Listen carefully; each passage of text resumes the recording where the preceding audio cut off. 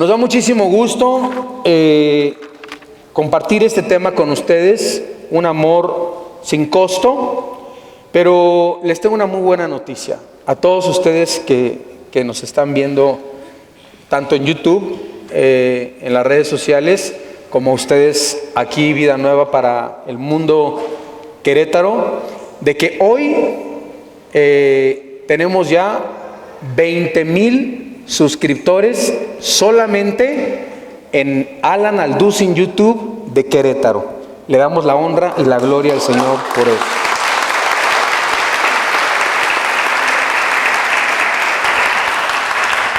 O sea que 20,000 personas, aparte de ustedes, cada lunes están escuchando, y cada video que subimos, cada semana están escuchando la palabra de Dios, y estamos llegando a muchos hogares y a muchas personas. Felicidades, de verdad. Y al Señor sea la gloria y la honra. Vamos a retomar nuestro estudio y vamos a ver en Juan capítulo 12. Ya terminamos el 11, donde vimos la resurrección de Lázaro. Y se acuerdan de este estudio, de la resurrección de Lázaro. Y bueno, estamos estudiando el libro de Juan y ya estudiamos, ¿verdad?, cómo Jesucristo le resucita a Lázaro de entre los muertos. ¿Cómo se llamó el estudio pasado? Jesús lloró. Es el versículo más corto de la Biblia. Jesús lloró. El día de hoy se llama un amor sin costo, o un amor incondicional, un amor que no tiene precio. Cualquiera de estos puede ser un buen tema. Y vamos a leer el capítulo 12 de Juan, versículo del 1 al versículo 3. ¿Qué nos dice? 6 días antes de la Pascua, vino Jesús a Betania, donde estaba Lázaro. Otra vez, miren, el que había estado muerto, y a quien había resucitado de los muertos, y le hicieron allí una cena. Adivinen quién servía. Marta. Marta servía. Lázaro era uno de los que estaban sentados a la mesa con él. Entonces María tomó una libra de perfume de nardo puro, de mucho precio, y ungió los pies de Jesús y los enjugó con sus cabellos. En este capítulo se registra la segunda crisis mayor en la vida de Jesucristo. Repito, en este capítulo se registra la segunda crisis mayor en la vida de Jesucristo. ¿Cuál fue la primera crisis en la vida de Jesucristo? Esta fue, y la encontramos en Juan 6:66. Juan 6:66. La primera en Juan 6:66, que nos dice: desde entonces muchos de sus discípulos volvieron atrás y ya no andaban con él. Entonces, la primera crisis en el ministerio del Señor Jesucristo fue cuando en el capítulo 6 de San Juan, muchos, dice la Biblia, dejaron de creer en él. Muchos le seguían y dejaron de seguirlo. Imagínense, al mismo Dios, al mismo Jesús, muchos lo dejaron, muchos lo abandonaron. La segunda es cuando Él dice que era el camino, la verdad y la vida. En Juan 12:37, vamos a leerlo. Y la gente no creyó en Él. Fíjense lo que dice. Pero a pesar del que había hecho tantas señales delante de ellos, ¿qué pasó? No creían en Él. Esta es la segunda crisis del ministerio de Cristo. Primero lo abandonan, dejaron de seguirlo. La segunda crisis en el ministerio de Jesucristo es que no creían en Él, en el capítulo 12. La tercera vendrá, no la hemos estudiado, cuando Él es la vida y la gente termina crucificándole en la cruz del Calvario. La gente no quiso andar por el camino, no creyó a la verdad y mató a la vida. Ahora vamos a hacer un resumen, hermanos. Después de que resucitó Jesús a Lázaro, y los que vinieron la semana pasada van a saber y van a tener un hilo de lo que estoy platicando y van a entender claramente. Los que no, pónganme mucha atención. Después de que Cristo resucita a Lázaro, los fariseos hicieron un plan para asesinarle, para escapárseles. El Señor Jesús, dice la Biblia, que se fue a un poblado, a una aldea que se llama Efraín, al norte de Jerusalén, en la orilla del desierto de Judea. Veamos lo que dice el capítulo 11 de Juan. Dejemos a un lado ya la resurrección de Lázaro. Esto pasa después de que Cristo resucita a Lázaro. ¿Qué sucedió después? El versículo 53 nos dice: así que desde aquel día acordaron matarle. Por tanto, Jesús ya no andaba abiertamente entre los judíos. O sea, ya se escondía más del Señor. Ya se alejaba de las multitudes. Se alejó de allí a la región contigua, al desierto, a una ciudad llamada Efraín, y se quedó allí con sus discípulos. Entonces es cuando aquí el Señor Jesucristo comienza a cambiar su ministerio. Dice la Biblia que Cristo deja Betania, los fariseos planean matarle, se acercaba la Pascua. Vean el versículo 1 que dice: 6 días antes de qué, 12:1, 6 días antes de qué, de la Pascua. De la Pascua. ¿Saben qué es la Pascua? Ahorita se los voy a explicar qué es la Pascua, porque a mí me gusta explicar cosa por cosa. Me gusta que no se queden con la duda de nada. Entonces, la Biblia dice que resucita a Lázaro, lo quieren matar los fariseos al Señor Jesucristo, y 6 días antes de la Pascua Jesús regresa a Betania, pero estaba en Efraín. Efraín es una ciudad, pudiera ser una ciudad del Antiguo Testamento, que se menciona por primera vez en 2 de Crónicas 13:19. No lo busque, en 2 de Crónicas 13:19. Era una aldea moderna localizada aproximadamente a 6 kilómetros al norte de Betel y a unos 16 kilómetros de Jerusalén. Ahora, Efraín se convirtió como en la casa segura o en el escondite de Jesús, porque lo querían perseguir y lo querían matar. En el capítulo 12 del versículo 1 de Juan nos dice: 6 días antes de la Pascua vino Jesús a Betania.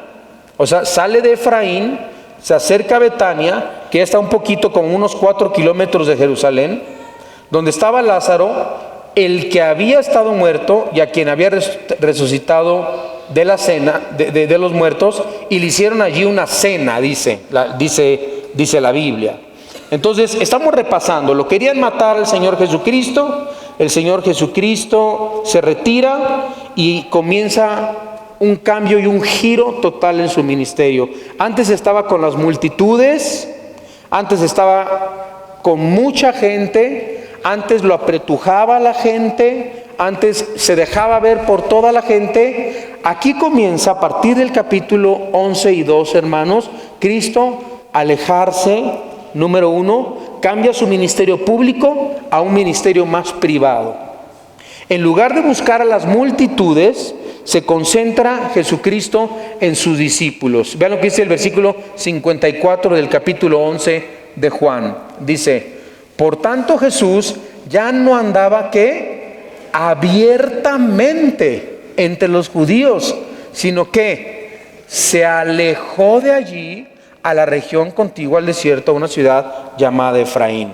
Número 2, hermanos, el cambio en el ministerio de Jesucristo cambia su énfasis de los milagros a las conversiones íntimas y calladas con sus discípulos. Y esto lo podemos ver del capítulo 13 hasta el capítulo 17. Cambia su ministerio público al privado. En lugar de buscar a las multitudes, se concentra en sus discípulos. Cambia el énfasis de los milagros a las conversaciones íntimas y callados con sus discípulos. Así que podríamos con toda certeza asegurar que el último milagro que Cristo realizó, ¿cuál fue? Antes de resucitar, obviamente. Resucitar a Lázaro. Fue su último milagro. Fue su último milagro. Y número 3, el cambio en el ministerio de Cristo, lo podemos ver que Él reduce sus viajes.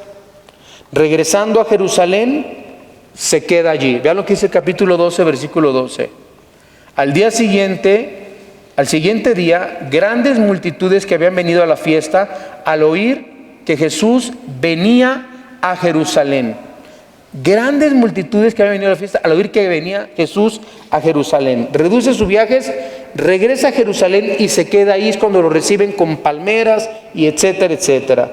Y Jesús se va solo a llorar a la puerta de Jerusalén. Jesús ya no está evangelizando, sino Jesús, escuche y no lo olvide. En el capítulo 12 de Juan, Cristo está a un par de días de morir en la cruz del Calvario, a ser procesado para morir en la cruz del Calvario. Cristo está próximo a ser arrestado, Cristo está a punto, y Él es Dios, sabe todas las cosas. Tengan eso en mente. Entonces, iba a estar sus últimos momentos con ellos. Ahora, si nosotros vemos un estudio de la primera parte de la semana, podemos nosotros ver cómo se desarrolla esto. Regresemos al capítulo 12 y dice, versículo 1, nos dice, 6 días antes de ¿qué? De la Pascua. Bueno, ¿qué es la Pascua? Cuando dice la Biblia 6 días antes de la Pascua, estamos hablando que sería el sábado previo a la Pascua. O sea, 6 días después se iba a celebrar la Pascua. Ahora, hay una diferencia entre lo que es la Pascua en el Antiguo Testamento y la Pascua en el Nuevo Testamento.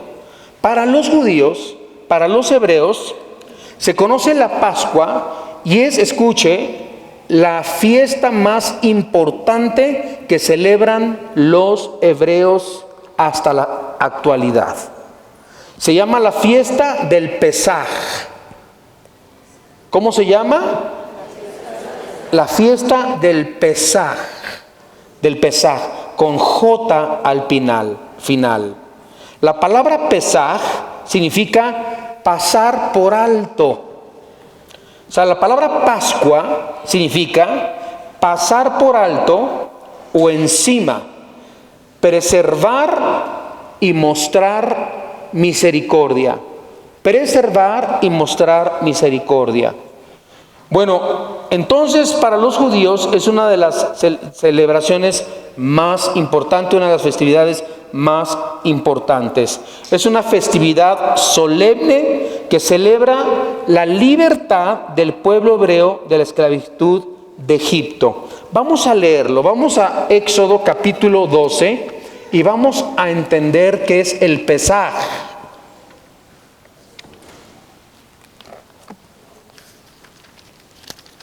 ¿Qué es la fiesta de la Pascua? Y leamos el versículo 1 que nos dice: habló Jehová a Moisés y a Aarón en la tierra de Egipto, diciendo: este mes os será principio de los meses para vosotros, será este el primero en los meses del año. Hablad a toda la congregación de Israel diciendo: en el 10 de este mes tómese cada uno un cordero según las familias de los padres, un cordero por familia, mas si la familia fuere tan pequeña que no baste para comer el cordero, entonces él y su vecino, inmediato a su casa, tomarán uno según el número de las personas. Conforme al comer de cada hombre, haréis la cuenta sobre el cordero. El animal será sin defecto, macho, de 1 año. Lo tomaréis de las ovejas o de las cabras y lo guardaréis hasta el día 14 de este mes. Y lo inmolará toda la congregación del pueblo de Israel entre las 2 tardes. Y tomarán de la sangre y la pondrán en los 2 postes y en el dintel de las casas en lo que han de comer. Versículo 8. Y aquella noche comerán la carne asada al fuego. Queridos hermanos argentinos, ustedes no inventaron los asados. Ya los hebreos hacían asados a la leña.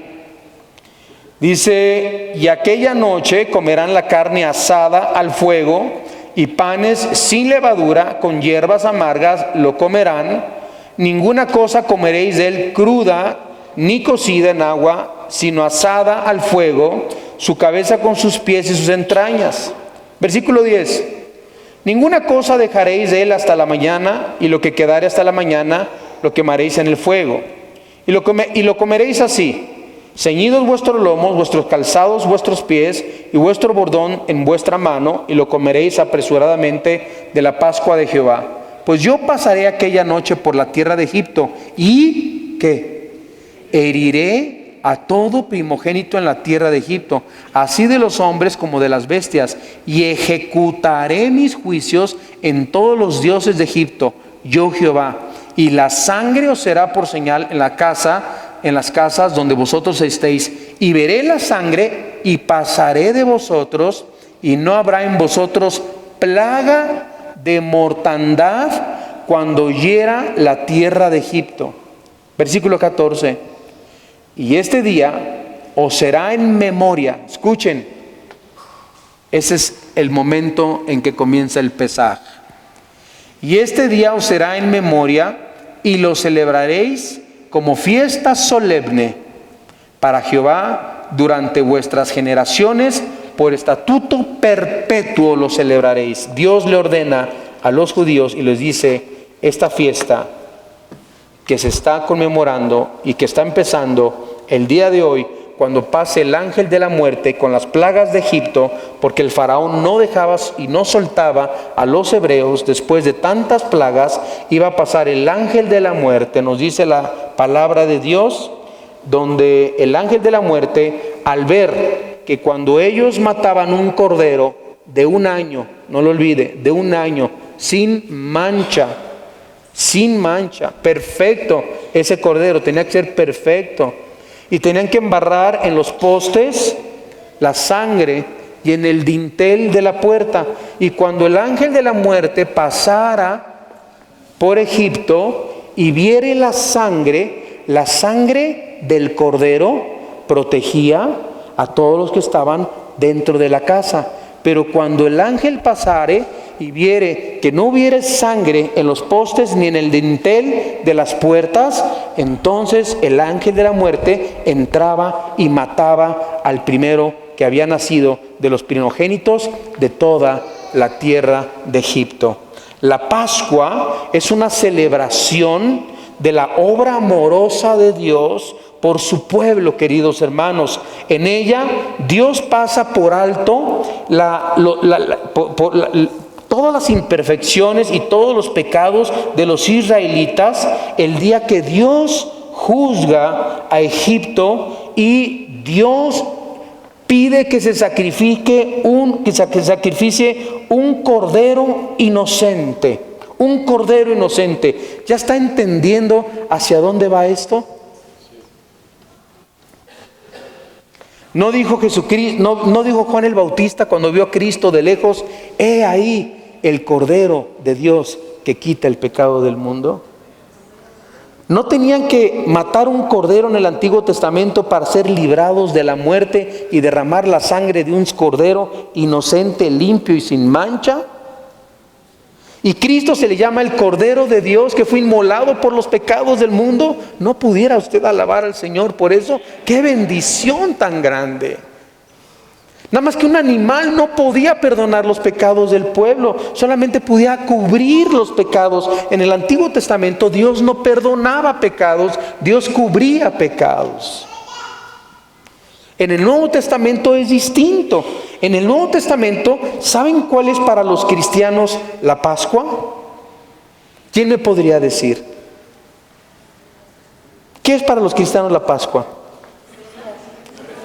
La cena del Señor por la resurrección de Jesucristo entre los muertos. En el Nuevo Testamento, anótenlo nada más. Me voy a ir muy despacio. Ya no le muevan a... Está como zumbando ahorita. Pueden anotar Mateo 26. Anótenlo nada más para que entiendan lo que es la Pascua en el Nuevo Testamento. Mateo 26, Marcos 14, Lucas 22 y Juan 13. Mateo 26, Marcos 14, Lucas 22 y Juan 13. Entonces, la Pascua judía, vamos a resumir, fue celebrada, consumada y redefinida por nuestro precioso Salvador. Él se convierte en el Cordero que quita el pecado del mundo. El Señor Jesucristo en la última cena con sus discípulos utiliza la más importante de las fiestas judías, como el punto de partida para enseñarnos a que nosotros participásemos de la cena del Señor, y que esto es algo mucho más profundo, mucho más teología.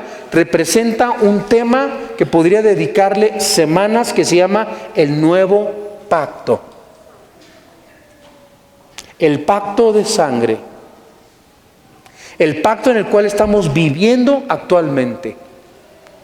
Está el antiguo pacto en el Antiguo Testamento, el nuevo pacto en la sangre preciosa que Cristo derramó en la cruz del Calvario. Donde Cristo levanta sus brazos y es colgado en una cruz y derrama su sangre preciosa, ese cordero precioso. Y cuando Él derrama su sangre y es enterrado y resucitado entre los muertos, se establece el nuevo pacto en el cual vivimos en este momento usted y yo, y podemos ser partícipes. Cualquiera que viene a Cristo y viene al Señor y le pide perdón por sus pecados, viene a vivir bajo el nuevo pacto de sangre, el pacto donde Cristo murió y te dio vida eterna y te da el cielo y te da la salvación y el perdón de tus pecados. Amén.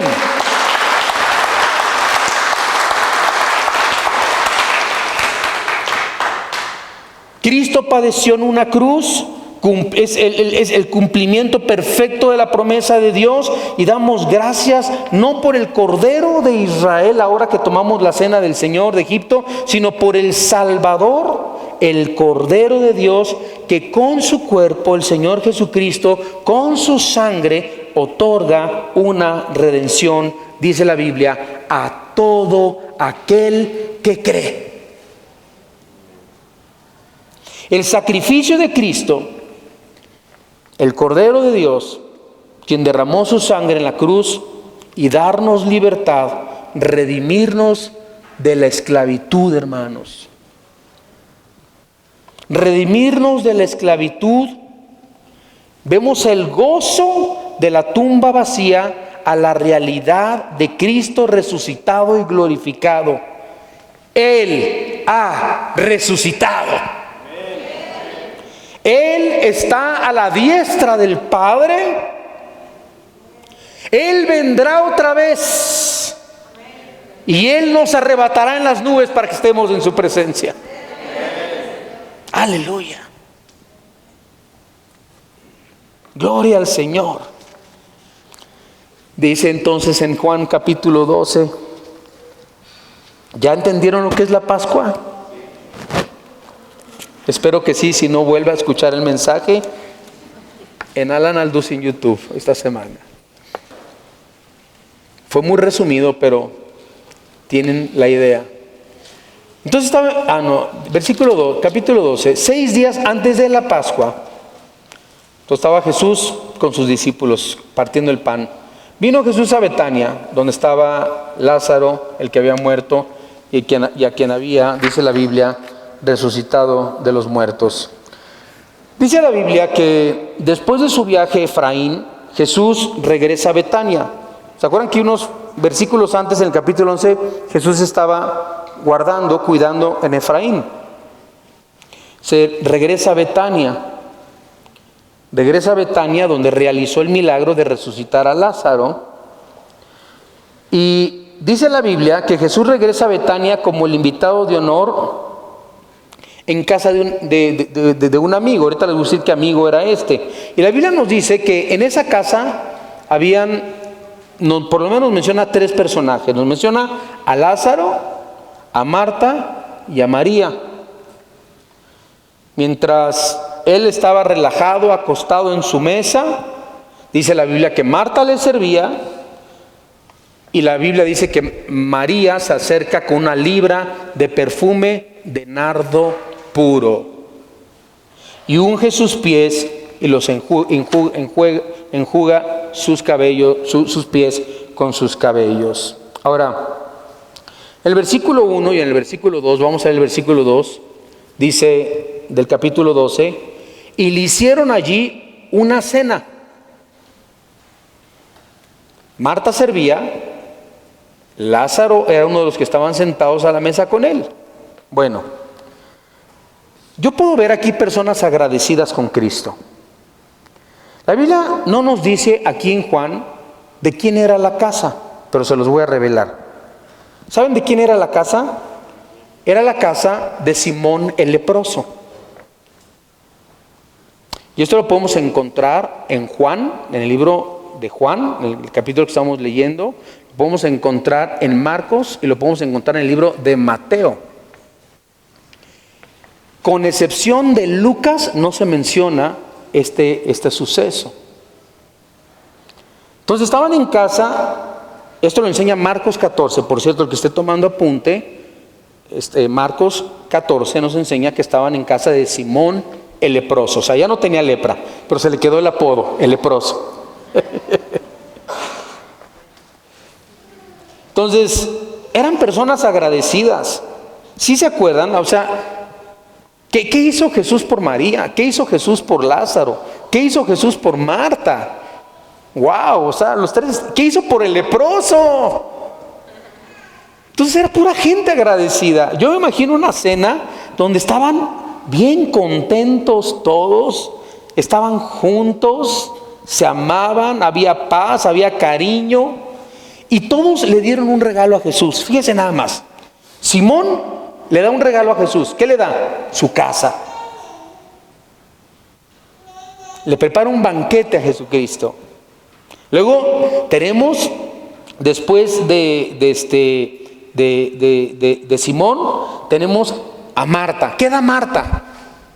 Lo que más le gustaba hacer, servir. ¿Sí se acuerdan? Marta, tan afanada. Ella enojada porque siempre le tocaba servir, y María siempre se quedaba sentada escuchando a Cristo. Y le dice: deja de molestar a tu hermana, porque la mejor parte le ha escogido ella y nunca le será quitado. Entonces, Marta no entendió, pero bueno, le gustaba servir, ¿verdad? Era servidora. Y Marta servía. Simón el mago le da su casa. Marta servía. Lázaro, pues imagínese el agradecimiento que tenía hacia el Señor Jesucristo. Y María, ¿no? María nos habla de que, vean lo que dice el versículo 3, por favor. Dice, vean el regalo de María. No, María sí se la voló, como decimos. Entonces María tomó una libra de perfume de nardo puro. A ver, hermanas, amigas, digan nardo puro, por favor. No quiero que se olviden de esa palabra, nardo puro. ¿Les gustan los perfumes? Espero que les gusten. ¿A los hombres les gustan las lociones? Espero que les gusten y que se las pongan. Sí. Para oler rico, para no oler natural. Uno debe venir los domingos con el Señor, peinadito, vestidito, arregladito, échese gel los domingos por lo menos un día a la semana, póngase desodorante por lo menos, cuide su aspecto, es bien importante, cuide su aspecto físico. De verdad se lo digo, somos embajadores del Rey, somos hijos de Dios, hijas de Dios. Yo no estoy hablando que compren cosas caras, estoy hablando sean limpios, den buen testimonio a los hermanos, sobre todo porque dice la Biblia, dignos de estar en la presencia en el palacio del rey como Daniel en el Antiguo Testamento. Dice, María tomó una libra de perfume de nardo puro. Ahora digan conmigo, mujeres de mucho precio.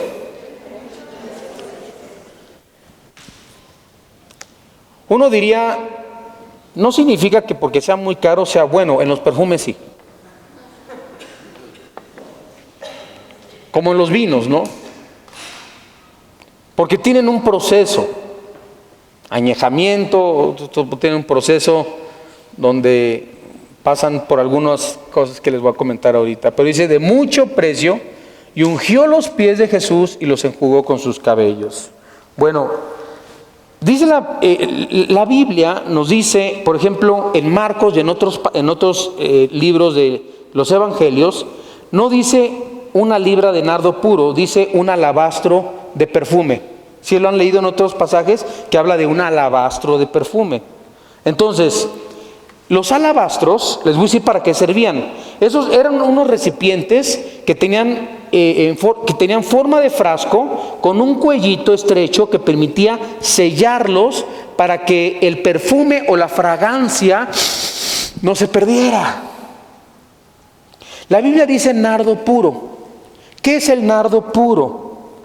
Bueno, el nardo puro, escuche, se extraía de una pequeña planta aromática que crece en la cordillera del Himalaya.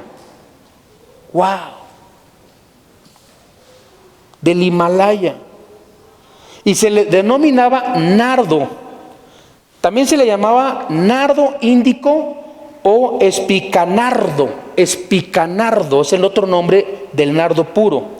Ahora, como era tan costoso el nardo puro porque venía del Himalaya, muchos lo adulteraban y lo falsificaban, como las lociones de hoy. Te puedes comprar la original o te puedes comprar la imitation. La original te vale 800, la imitation te vale 50 pesos. Está diluida, obviamente, totalmente. Tiene menos adherencia, dura menos tiempo en el cuerpo. Entonces, pero bueno, si no tienes para una original, échate de esa por lo menos. Y dice la Biblia, pero que, y en los tiempos de María, como era tan caro el nardo, se falsificaba o lo rebajaban. La Biblia dice que María le dio nardo puro. O sea, el original, el de a de veras, no el pirata. Le dio el verdadero a Jesús, le dio el nardo puro a Jesús. Y hermanos en Cristo, solamente podía provenir ese nardo puro desde la India. Por eso era tan caro. Yo les digo, ahorita les voy a decir qué tan caro era el nardo puro. Vean la Biblia que dice en el versículo 3, dice, entonces tomó María una libra de perfume de mucho precio, mucho precio, mucho precio.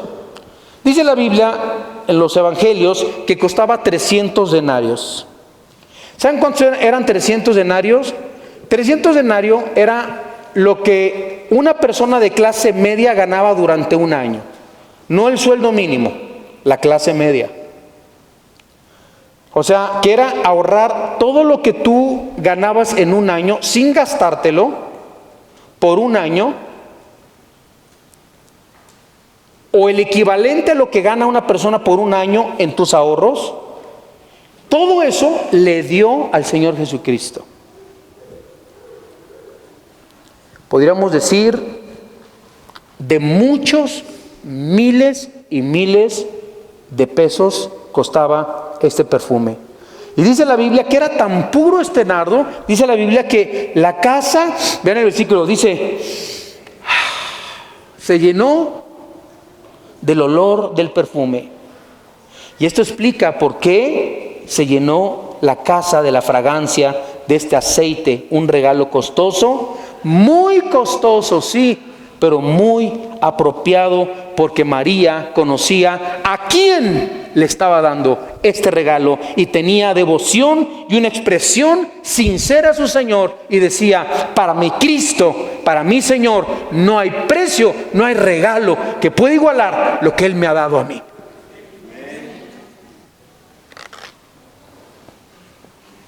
Yo estaba haciendo un estudio, una investigación, estaba googleando,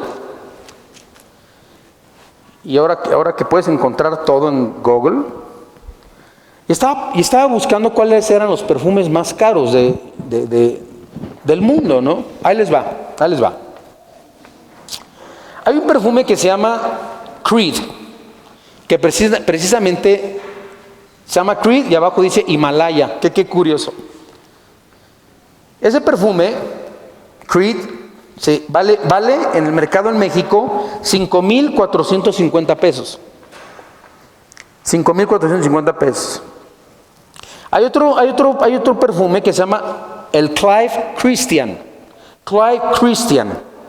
Tiene un precio de 31,332 pesos. Ahora también existe el Clive Christian X, que vale 35,718 pesos. Hermana, no se les ocurra pedirle a su esposo uno de esos, porque se van a quedar orando toda la vida. Bueno, hay un perfume que lo hace la marca Hermes, que se llama Favor. Y la botella cuesta $35,000 pesos, la onza. La onza, o sea, una onza son ¿cuántos mililitros? 30 mililitros. Una onza son 30 mililitros, ¿sí? En Estados Unidos dicen onza, nosotros decimos mililitros. Bueno, está otro perfume, ahí les va, fíjense. Hay uno que se llama el Clive Christian Number One, The Imperial. Va otra vez. Clive Christian Number One, The Imperial Majesty. Su Majestad Imperial Clive Christian número 1, para los que no saben hablar inglés. Cuesta por 17 onzas, haga la multiplicación por mililitros. Una onza son 30 mililitros, vale $500,000 pesos. $500,000 pesos. Hay un perfume Donna Karan que se llama Golden Delicious $1 million. Golden Delicious Donna Karan $1 million. ¿Por qué se llama $1 million? Porque cuesta $1 millón. $1 millón. Luego tenemos otro que se llama el Shumuk Dubai. El Shumuk Dubai cuesta $1 millón. El frasco contiene 3,500 diamantes, perlas, plata y oro de 18 quilates, y es una botella de 3 litros. Uno dice: bueno, aquí está re caro. Y te garantiza que esté en tu piel, permanezca en tu piel la fragancia durante 12 horas y 30 días en la ropa. O sea que no te libras del olorcito ese en 30 días. Yo quiero que pensemos un momento, por favor, en la generosidad de esta mujer. Es como si alguien en esta iglesia dice: para mí el Señor representa tanto, que no hay dinero con qué pagarle. Y llega y dona a una persona 1 hectárea. Y dice, yo quiero donar esto para la iglesia, que se construya una iglesia. O dan un regalo de muchísimo dinero. Hay gente que va a decir, uy, ese dinero, esa hectárea se pudo haber utilizado para construir un centro comercial. Ahí se pudo haber construido otra plaza galerías y ahí se pudo haber hecho un fraccionamiento. ¡Qué desperdicio! Dárselo a Dios. ¿Sabían ustedes que así era la actitud de los que estaban cerca de María cuando le entregó eso? Lean Marcos, lean Mateo y lean Juan. Mateo y Marcos principalmente, que la gente empezó a murmurar. Vean lo que dice el versículo 5. Vean el versículo 5, 4 y 5 del capítulo 12. Y dijo uno de sus discípulos, Judas Iscariote, hijo de Simón, el que le había de entregar, ¿por qué no fue este perfume vendido por 300 denarios, por 1.000.000 de euros? Y dado a los pobres. Pero dijo esto no porque se cuidara de los pobres, sino porque era ¿qué? Era un ladronzazazo el cuate. Era un pillo, mano. Y él le hubiera gustado esos 300 denarios en la bolsa porque él era el contador. Ah, sí, Cristo tenía contador. ¿Cómo creen que Cristo hacía sus viajes? Y le daba de comer a 12. Comida, cena. ¿Saben lo que es alimentar a 12? Yo sé lo que es alimentar a 8 todos los días. Pero 12, no.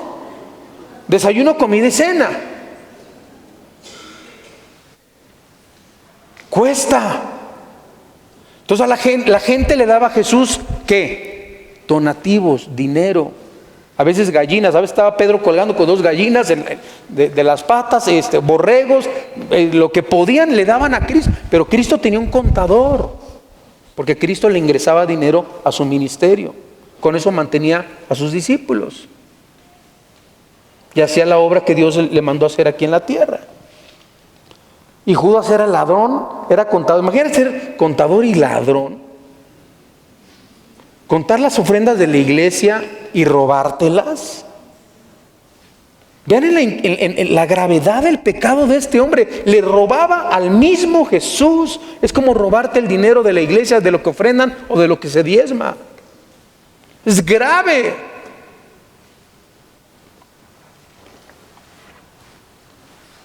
Pero no le importó a esta mujer. Ella dijo, todo es para mi Señor. Y que Dios levante este tipo de cristianos, porque gracias a esto se puede seguir incrementando y creciendo en la obra del Señor. Vamos a 2 Corintios 8.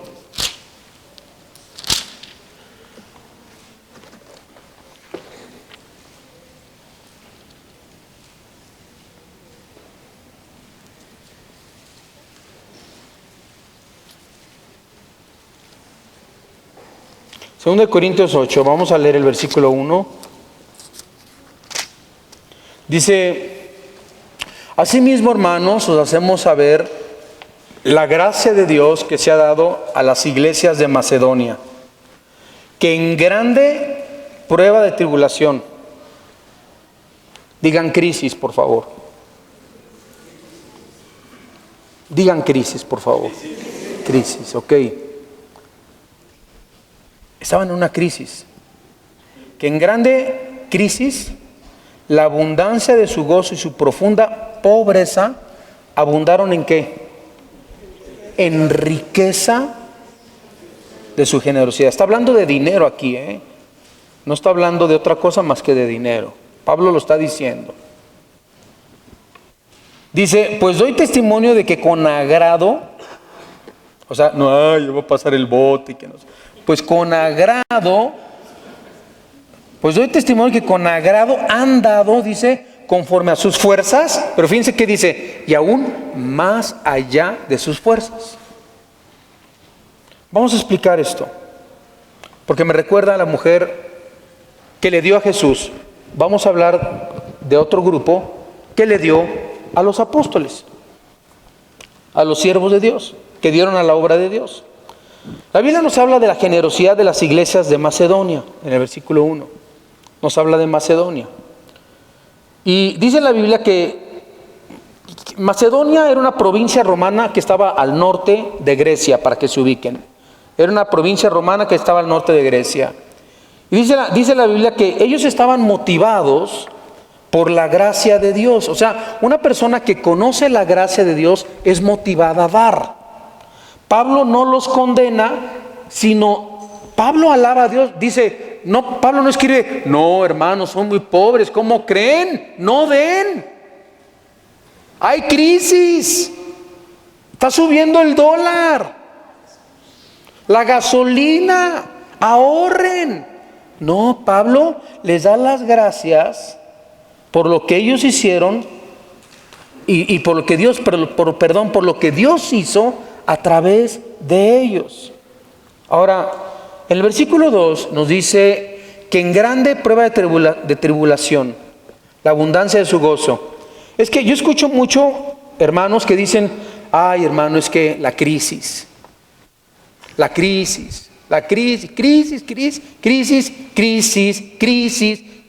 total. Pura crisis. Y no te dejan de hablar más que de la crisis. Y estos estaban en crisis. Y cuando vean lo que dice la Biblia en el original griego de su profunda pobreza, les voy a explicar qué significa profunda pobreza. Que ninguno de ustedes me puedo asegurar, puedo estar seguro que ninguno de ustedes tenía la pobreza de estos hermanos. Ninguno de ustedes. Dice la Biblia que la abundancia de su gozo, y vamos a aprender algunos principios de dar. La palabra abundancia de su gozo, la palabra abundancia en griego es la palabra superávit. O sea, ellos con su pobreza dieron tanto que fue un superávit. Se recogió más de lo que se necesitaba de ofrenda. Luego dice la Biblia, vea bien lo que dice, la abundancia de su superávit de gozo y su profunda pobreza. La palabra profunda pobreza en griego significa extremadamente profunda, el tipo de pobreza que no te queda de otra más que limosnear.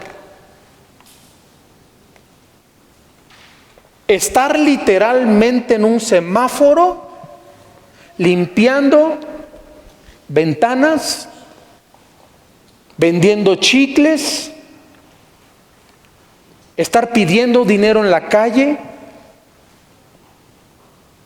A ese tipo de pobreza donde un hombre no tiene trabajo, era el tipo de pobreza que estaban viviendo. Era de la clase más pobre que conocemos en México, la estaban viviendo estos hermanos de Macedonia. Y yo aprendo 3 elementos al dar en esos hermanos de Macedonia. 1, primer principio que yo encuentro en la Biblia para dar al Señor. Número 1, dar conforme a tus fuerzas. Dice la Biblia, pues doy testimonio que con agrado han dado conforme a ¿qué? Estamos en el versículo 3, Lalo, el versículo 3. ¿Han dado con qué? ¿Conforme a qué? Es que los oigo así como que no, como que están distraídos. ¿Conforme a qué? Sus fuerzas. Conforme a sus fuerzas. Sí, conforme a sus fuerzas. Entonces el primer principio es que nosotros debemos de dar conforme a nuestras fuerzas. Por eso lo escribió el Espíritu Santo, para que nos enseñe a nosotros a cómo dar, conforme a nuestras fuerzas. Dios pide de acuerdo a lo que tienes. Vean lo que dice Lucas 6:38.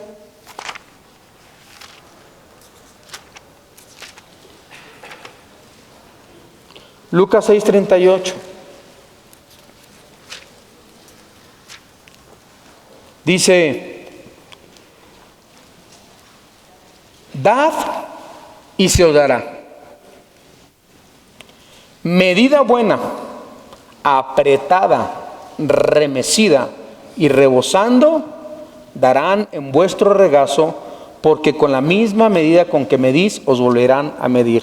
Miren, hermanos, la ley de Dios no se puede romper, no se puede quebrantar. Hay una promesa en la Biblia que dice, dad y qué, y se os dará. Si tú das, el Señor te va a dar. Es como la ley de la gravedad. Si yo aviento mi celular, ¿qué va a pasar? Pero ¿qué tal si yo oro y digo, Señor, que se detenga, y tengo mucha fe que se va a detener? Hay una ley de Dios que se llama la ley de la gravedad que no se puede romper. Hay leyes de la naturaleza que no podemos romper. Tú las rompes y vas a pagar las consecuencias. Hay una ley que se llama dad y se os dará. Es una ley. ¿Quieres recibir? Comienza a dar. Dice en 1 Corintios 16, 2. 1 Corintios 16, 2.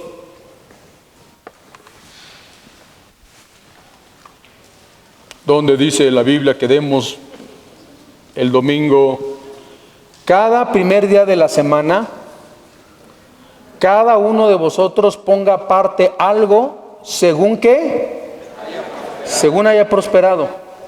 ¿Saben qué significa cada primer día de la semana?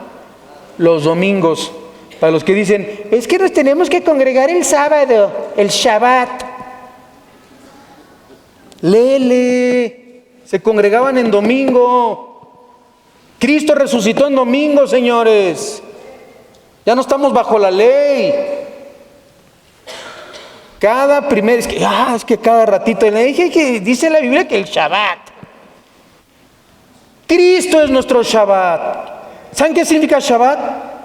Reposo. Cristo es el Shabbat. Aleluya. Él es nuestro reposo. Ya no es por el día. Pero Dios escogió que el domingo se juntaran los creyentes. Y dice, cada primer día de la semana, cada domingo, cada uno de ustedes ponga aparte algo, según haya prosperado, guardándolo, para que cuando yo llegue, entonces no se recojan ofrendas. O sea, recojan ofrendas cada domingo, para que cuando yo llegue, ya tengan que darme. Y no estén a la mera hora, ¿cuánto le damos a Pablo? Y ahora, y sus viajes, y ¿tú cuánto traes? No. Dios habla de que haya orden. Cada domingo hay que recoger una ofrenda, hay que recoger nuestros diezmos para que cuando haya una necesidad podamos suplir esa necesidad de la iglesia y de los líderes que están de tiempo completo sirviendo a nuestro Señor. Amén. Aleluya. Ahora, regresamos ¿a dónde estábamos? A 2 Corintios 8, ¿no? Sí. 2 Corintios 8.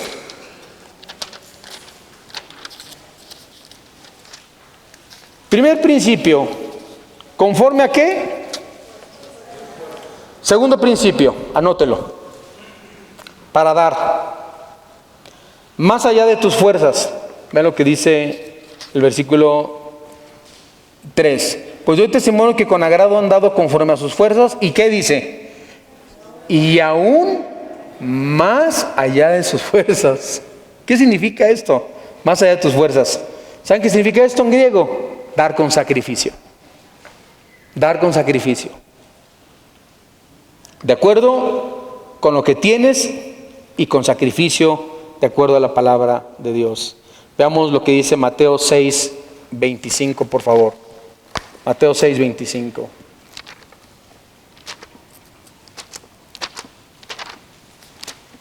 Nunca había dado un mensaje del dar, pero fíjense, nos tocó Mateo 12 y ni modo. Mateo 6:25. Tenemos que aprender. No os afanéis por vuestra vida, dice la Biblia. No os afanéis por vuestra vida, dice, ¿qué habéis de comer o qué habéis de beber?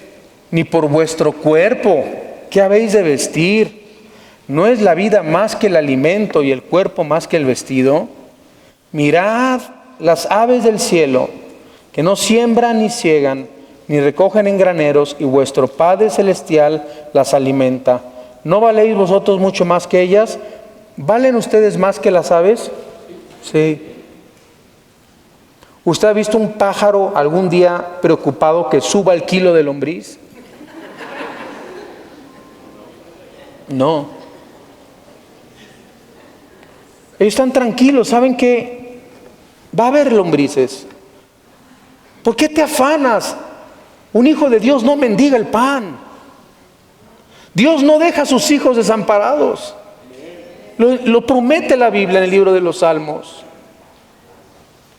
Si tú has dado, vas a recibir un milagro de parte de Dios. Vas a recibir bendición.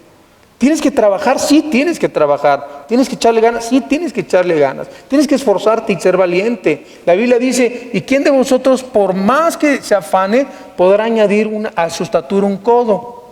Yo creo que sus discípulos eran muy chaparritos, por eso se los dijo.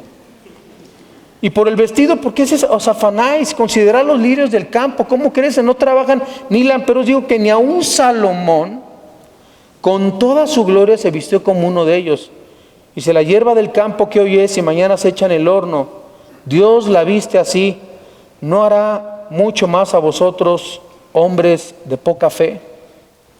¿Cómo le llama la Biblia a la gente que no da? Hombres de poca fe, los que se afanan. Hombres de poca fe.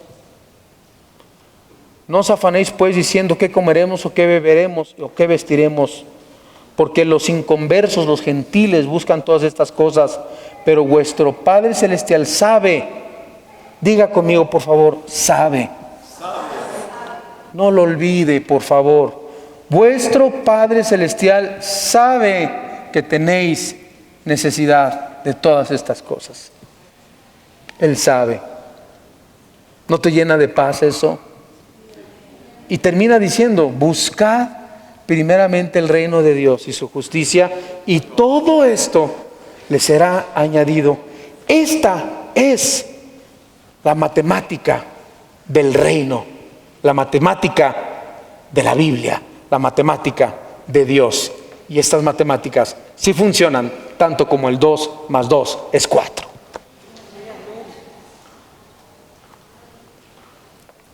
León nos dice, en Marcos 12:41 al 44.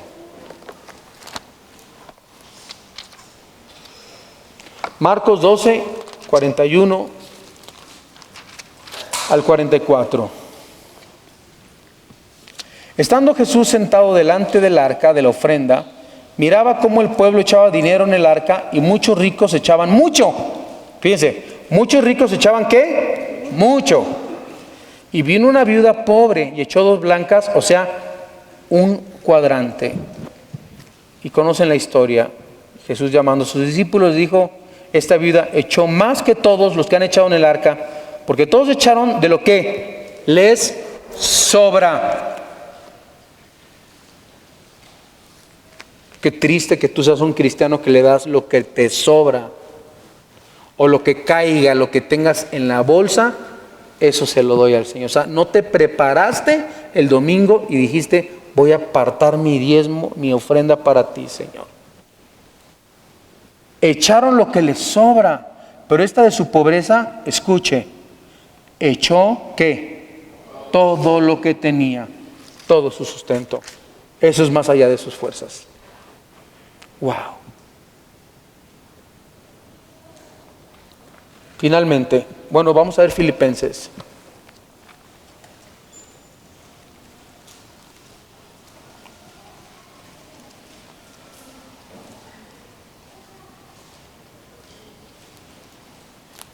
¿Están contentos, hermanos? ¿O ya se agüitaron? Ok, Filipenses 4, versículo 4.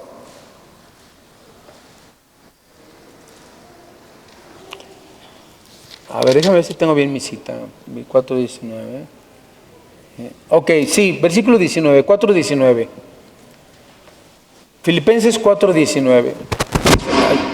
Perdón. Dice, mi Dios pues suplirá todo. ¿Qué va a suplir Dios? Todo lo que os falta conforme a sus riquezas en gloria en Cristo Jesús. Y regresamos a 2 Corintios 8. Y vamos a terminar con el tercer punto que aprendo del dar. La Biblia nos enseña, en primer lugar, ¿cómo debemos de dar? A ver, fuerte, no escucho. ¿Cómo debemos de dar? Conforme a nuestras fuerzas. Segundo lugar, ¿cómo debemos de dar? Más allá de nuestras fuerzas. Tercer lugar, versículo 4 de 2 Corintios 8, encontramos este principio, 8:4, que nos dice, pidiéndonos con muchos ruegos que les concediésemos el privilegio, fíjense, decían, ay, es que yo quiero dar, de participar en ese servicio para los santos. Tercer principio, demos libremente. Conforme a nuestras fuerzas, más allá de nuestras fuerzas, y demos libremente. Uno, ¿saben qué significa dar libremente? Significa uno que escoge su curso de acción. Dar voluntariamente, es voluntario. Nadie te tiene que forzar, es voluntario. Dar libremente, hermanos en Cristo, no lo confundan con el diezmo. Diezmar fue algo que fue establecido desde Abraham, que dio sus diezmos a Melquisedec. Todavía ni existía la ley. Los que dicen es que el diezmar es de la ley, qué equivocado. Abraham no tenía ley y diezmó a Melquisedec, el sumo sacerdote. Ahora, en Levítico nosotros podemos encontrar en el capítulo 27, léanlo en su casa, el capítulo 27, ponme el Levítico 27, 30 al 32, por favor. Fíjense cómo era el diezmo y cómo es el diezmo. Dice Levítico 27, 30 al 32, a ver si lo encuentras. Tú me escondes, ya. 27, Levítico 27. Levítico 27, 30 al 32.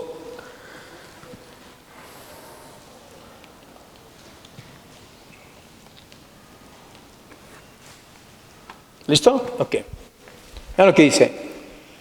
Y el diezmo de la tierra, así de la simiente de la tierra, como del fruto de los árboles de Jehová, es cosa dedicada a Jehová.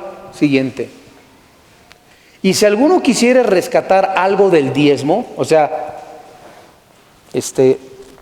dame chance, Señor, va a añadir la quinta parte de su precio por ello. Al Señor también se le dan intereses, de acuerdo a la ley.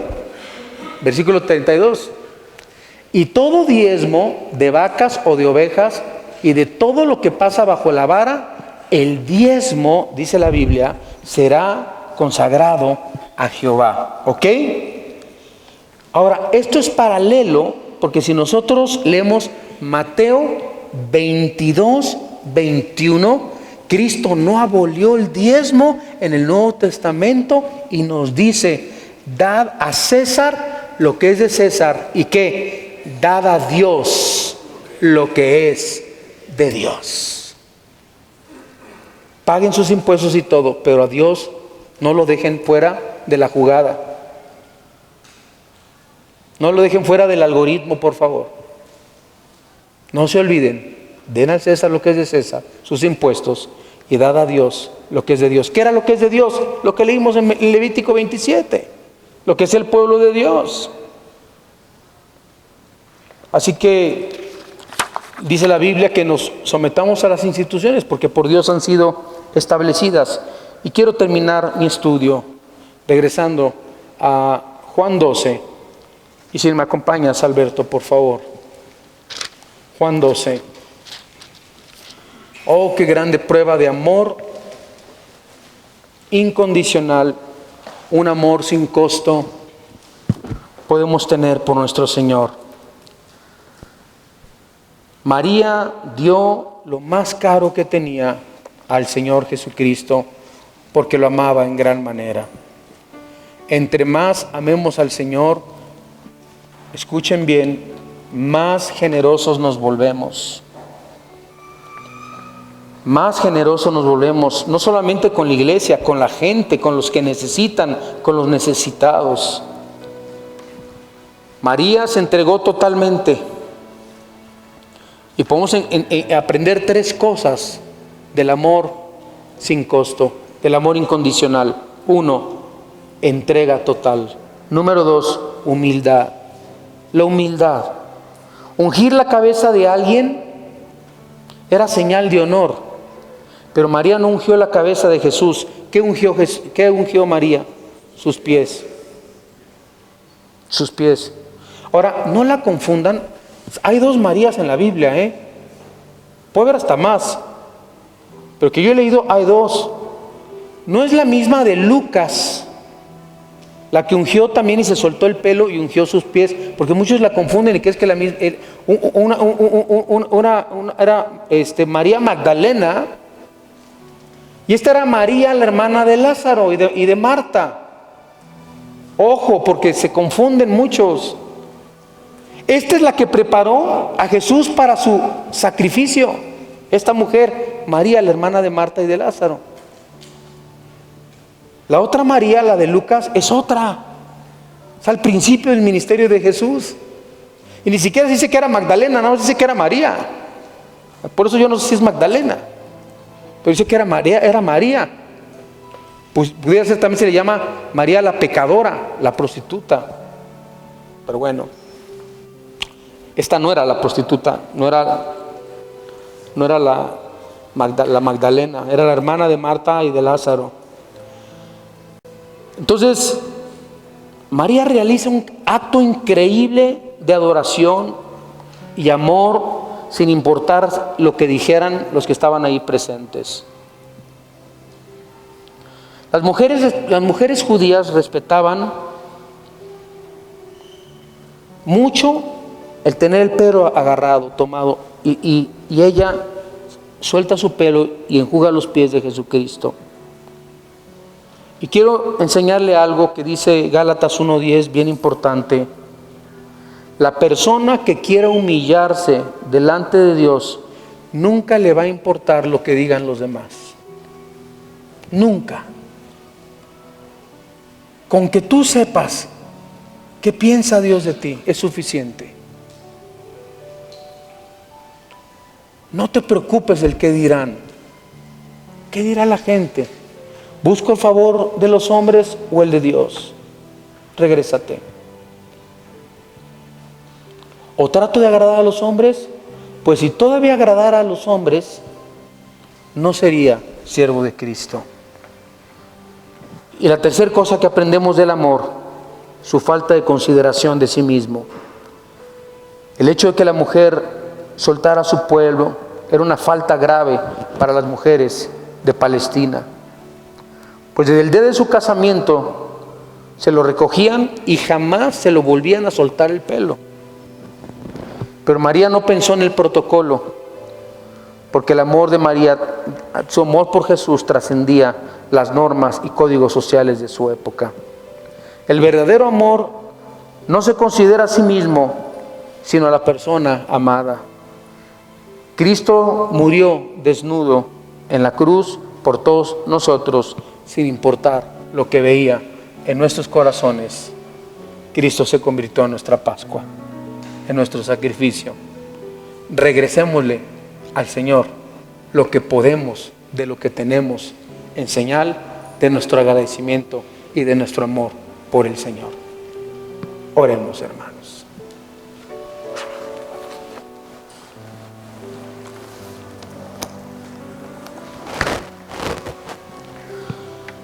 Te agradecemos, Señor, por esta enseñanza, por haberte convertido en el Cordero de Dios que quita el pecado del mundo.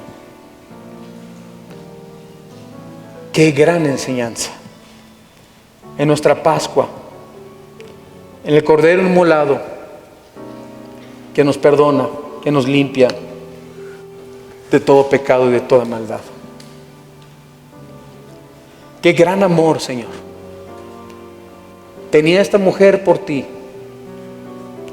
que dio lo más caro, lo que más había ahorrado, eran sus ahorros, a lo mejor de toda su vida. Pero ella no titubeó en dártelo. ¿Cuántas cosas te ha pedido el Señor que des de tu vida, de tu tiempo, y no lo das? De tu dinero y no lo das. Es hora de que nosotros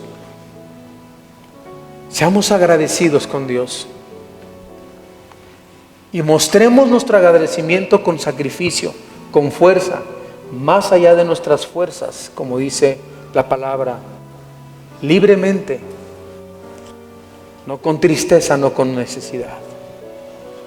Si tú quieres arrepentirte y pedirle perdón a Dios por tus pecados, ahí donde me ves, pídele a Jesús entrar a tu corazón haciendo esta oración.